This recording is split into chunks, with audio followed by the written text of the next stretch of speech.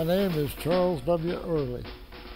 I'm with the 80th Division, the 905th Field Artillery Battalion, Btry C. During the Battle of the Bulge, our outfit was sent south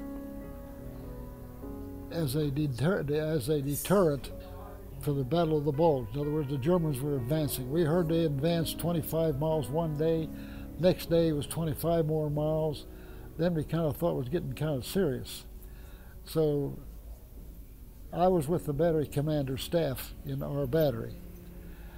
And our captain got word that we were supposed to proceed north with lights full on, because at this time everything was blackout situations. And of course it was snowing. We had about a foot of snow or so or better. And we was ordered to proceed north to the city of Luxemburg and surround the city and protect the city. So we continued north with full lights on and everything. Of course, the snow was falling pretty heavily. We had no air support or nothing, and we was ordered to go by combat command. Now, by combat command, that is our 905th Field Artillery Battalion supported the 319th Infantry Regiment. So it did.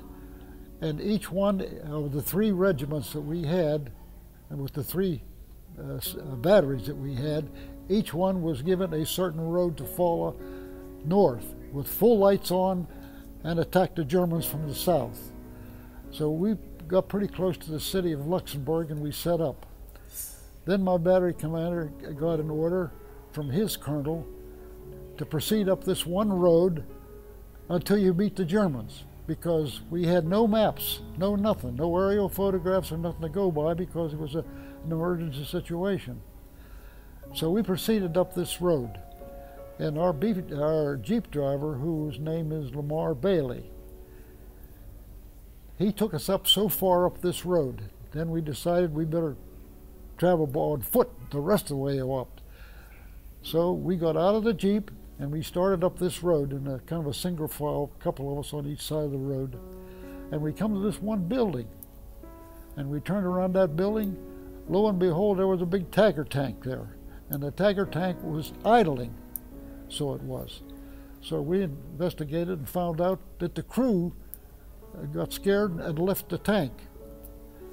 Well, now in the meantime, which we found out later on, Lieutenant Vale, who was one of our forward observer outfits, he was in a little city just not more than a half a mile above this road, and he evidently was watching this Tiger tank, and he seen us, and he thought we were the crew.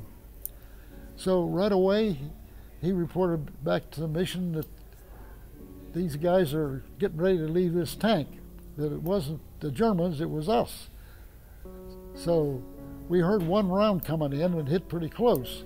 So we deserted the tank and started down the road, and we both hid in a ditch. So we did. Well, Lamar Bailey, as he saw us coming down the road, he sensed that something was wrong.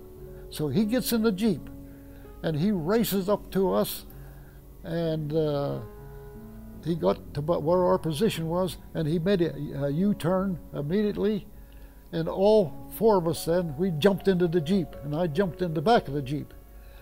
And we didn't leave that Jeep 1 second until a shell hit right there where that Jeep was. So it was. And then, of course, he brought us back to safety then. Then later on, we found out that that was Lieutenant Vale firing our own guns at us. Now, that's just one incident that we had during the war. I'm most grateful to Lamar Bailey for driving up with that Jeep fast as he could and getting it turned around, and he actually saved our lives.